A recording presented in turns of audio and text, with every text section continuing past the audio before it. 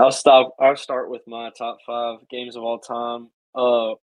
One is a sport that y'all haven't talked about yet, and I'm not surprised because, well, I kind of am a little bit by Lucas, but Tiger Woods winning the Masters. Um, man, like I was never a huge Tiger Woods fan growing up. Whenever I started playing golf, Jordan Spieth had just come onto the scene, and he was my guy.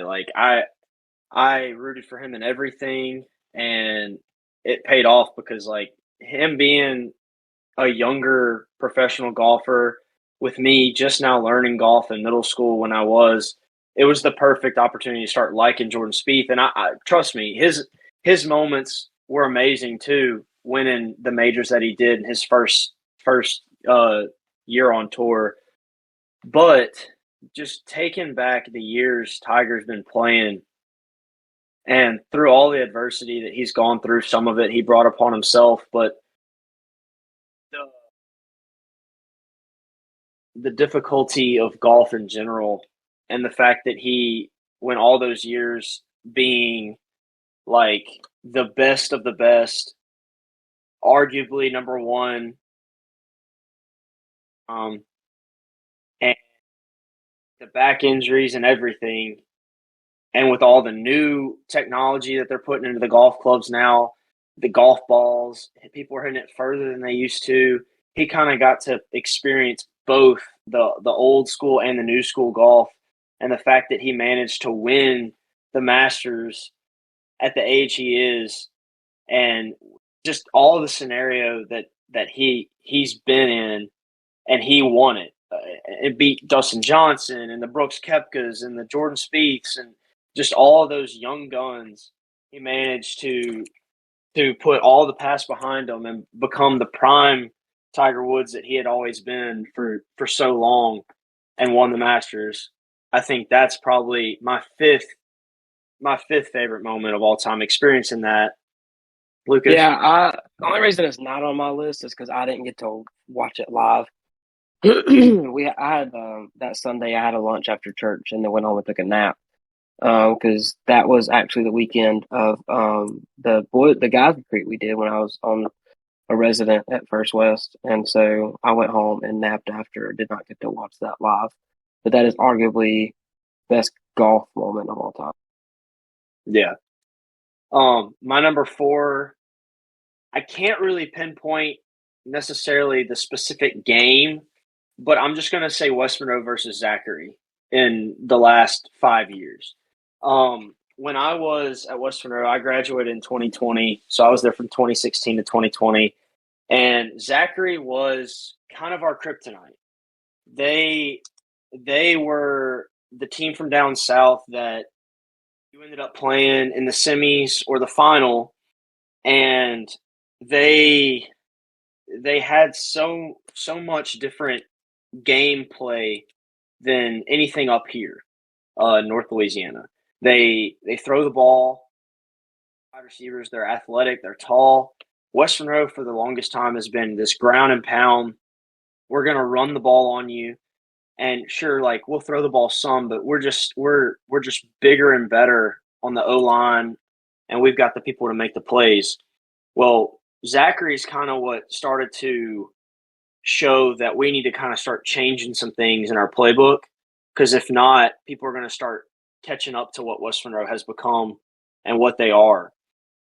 And I vividly remember because Jacob was there right next to me in the student section at West Monroe in the semifinal game, the game before going to the Dome in New Orleans. We were playing Zachary at home, and uh, basically we were down by a lot. We had Slade at quarterback.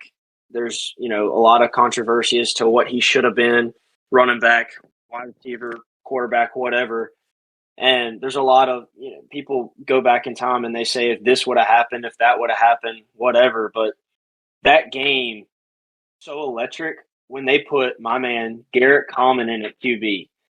He had the arm to throw anywhere on the field if he needed to, and he was like probably the closest thing I can think of since I was at high school was Robert Scott Faust, and I would say he was probably a little more accurate than even him, and he just had an arm, man. But he came in, he brought West Monroe back in the game, and basically what ended up happening is we had a missed opportunity in the end zone.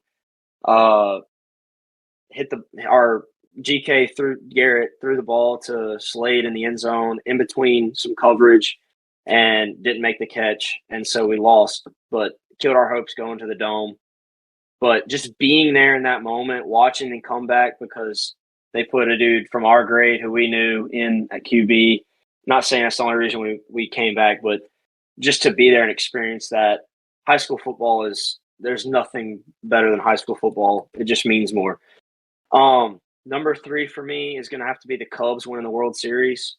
I'm not a Cubs fan, but 71 years without winning the World Series, and they won the World Series. Watching that live was pretty electric. I know Chicago fans are going to remember that for the rest of their lives. Number 2 is going to be the North Carolina-Villanova game, the Natty. Yeah, I mean, North Carolina's my team, but that game, like you said, it was just overall an electric atmosphere. Nobody got over 7 points of a gap. That's what you want to see when it comes down to the March Madness. I mean, that's what it's all about. Close games, electric, crazy shots being thrown up and somehow going in. There's nothing better than that. And then my number 1 is going to have to be the Alabama-Georgia national championship game. There's been a lot of really good Alabama games that I've watched, and national championships from the past, and I'm not going to necessarily do that because I wanted to be able to kind of make it a little unbiased as far as Bama goes. But to win the way we won, Jacob was at my house. We were watching Oklahoma play the game before, and I had to be there for him whenever Oklahoma unfortunately took the L. But that's why we're brothers for life, because I can be there. He can cry on my shoulders all day. But thought we were going to lose too. It was just the whole scenario. Georgia missed the field goal, or one of their field goals later in the game. It's hard to pinpoint exactly what happened, but man, whenever they replaced Jalen Hurts, and I was just like, "What? Who is this guy? Who's this Tua guy? I don't understand who this dude is. I know he's a 5-star out of Hawaii, but what is that supposed to prove to me in this big moment right here?" And Devontae Smith, who went on to win the Heisman, caught the game-winning ball in the end zone, beat Georgia. We're Natty national champions, and that's history, basically.